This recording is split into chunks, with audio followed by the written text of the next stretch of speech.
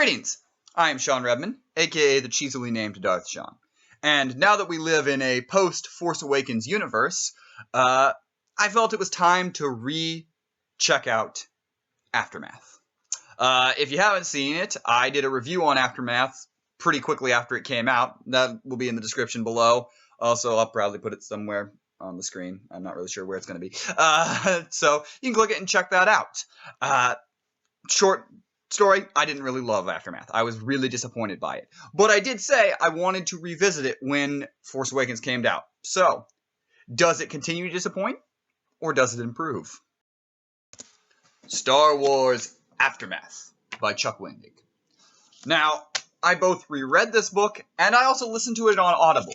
If you don't listen to the Star Wars books on Audible, I would recommend it, if especially have time. A lot of them are really well done especially the ones that are narrated by Mark Thompson. He does just a plethora of voices and does a really great job performing the books. He also did the Force Awakens novel that came out, and he does a great job. So listening to that also, I think, helps a little bit.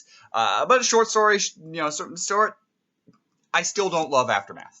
Now, after my second read and listening to it for a third time, I find it still a disappointment. I want to like it. And something I'll continue to say through this is, after we've gotten into this Force Awakens universe, I find the information more valuable. The interludes, especially, I did not really like them my first time. I found they took away from it, even though there was some interesting stuff in it. I found it just to be I was gone. I was out of it. I was like, oh, what story? Now we're over here. I found myself paying attention more to the interludes and really enjoying the interludes. Being like, oh, well, what's happening on Tatooine? Or what's happening on Jakku? What's happening on Coruscant, Chandra, and all these other places? And there's a lot of information that if you really pay attention, you're like, oh, that might be the beginning of that. Okay, what's that? Oh, is that Boba Fett? Okay, that's probably what's going to lead to the next book. Okay, what's this Vader's lightsaber? Oh, that's what the galaxy's doing. So there's a lot of interesting things in the interludes that I didn't like the first time I read. And when I look it through the Force Awakens lens, I'm like, oh, maybe that's leading there. Or maybe that's leading there.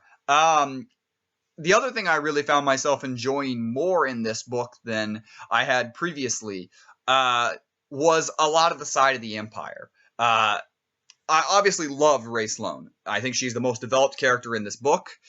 She's the best character that we get in it. She is just a deep character that has so many layers. But I found myself enjoying more of the other Empire characters because we kind of saw the fracture that they've built in this new canon universe, that the flaws that the Empire had. We get Grand Moff Pandion, self-titled. We get Julia Shale. We get Arson Crassus, the banker. And then we get the Palpatine's right-hand man. And so the more that we have these guys, we see a little more of what the Empire is. You've got the stupid, the bold, the general. You just got a lot of this going forward that we've seen in the other books, and kind of bringing them together in a fractured empire. And as all of this is being perpetrated by the Operator and kind of setting up what is probably going to be the First Order, if the Operator is someone working in the First Order, that's still a question. Who he is. Snoke, a character we haven't been introduced, that is integral in that, maybe. We get a little more of that, and I found myself really enjoying that more in this novel and seeing that side of things that I didn't see originally. However, the problems still remain in this book. The story is not well told. It's disjointed. I enjoyed the interludes, but even when it's not going to interludes, it's disjointed among the characters. I feel like so many of our main characters are not developed very well. It's cool that now we know that Tin Man Wexley is in The Force Awakens as Snap Wexley.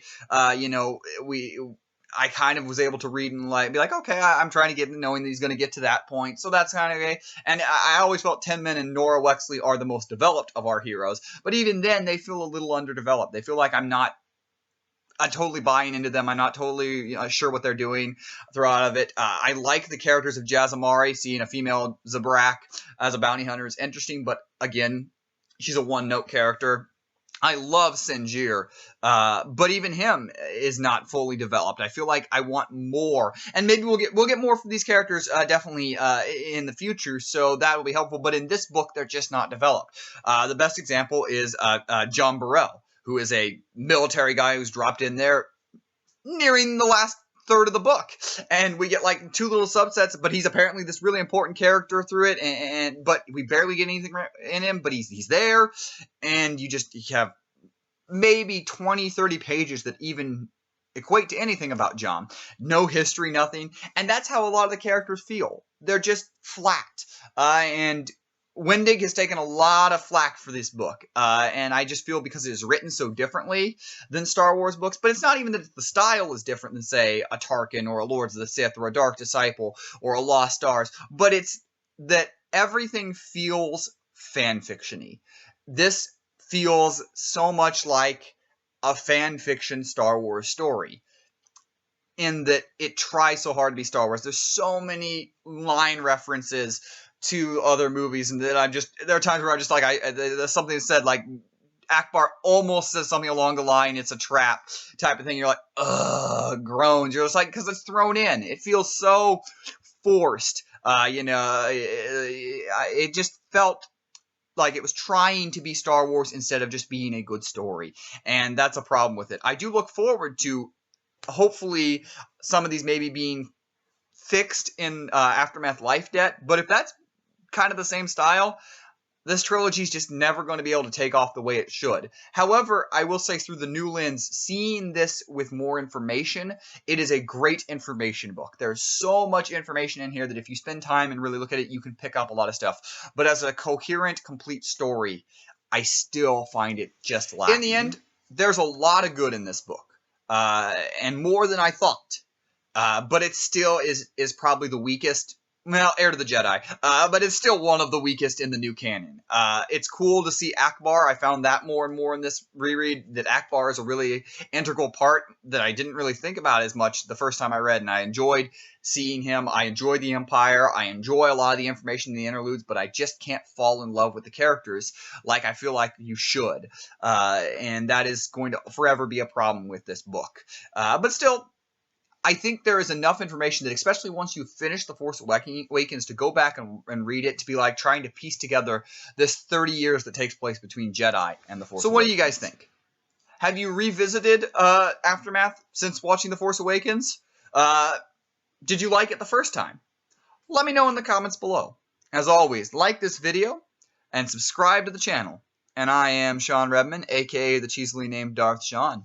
And may the Force be with you. Always.